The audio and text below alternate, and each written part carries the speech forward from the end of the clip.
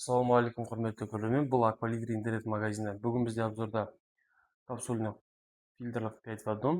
Бұл комплект фильтрлар көбінде закрыт түрек системаларда кездеседі.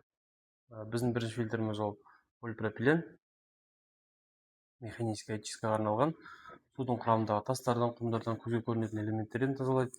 Екінші фильтріміз гранированный рассыпчатый уголь. Үшінші фильтріміз және прессованный активированный уголь. Бұл көмірлердің судың құрамындағы жағымсыз иістер мен дәмдерден алады. Және төртінші фильтріміз ол бізде мембрана обратного осмоса. Суды 99,9%-ға дейін тазалайды. Судың құрамындағы бактерия мен вирустардан алады. Тәулігіне 300 литрге дейін су шығарады. Және де біздің бесінші фильтріміз ол фильтр, суға жағымды дәм береді.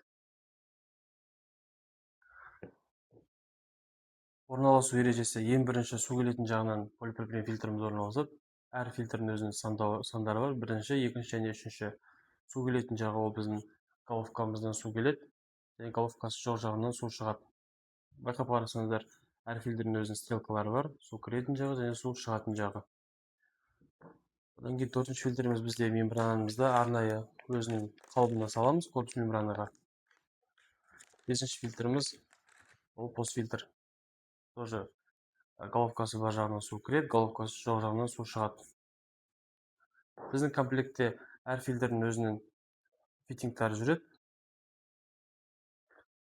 Ешқандай фитинг алу қажеті жоқ. Егер сізге нақты осы фильтрдің келетінін білгіңіз келсе, біздің WhatsApp-тағы номерге жазсаңыздар болады, немесе астында көрсетілген сілтеме арқылы заказ берсеңіздер де болады. Біздің каналға тіркеліп лайк басып қойыңыздар.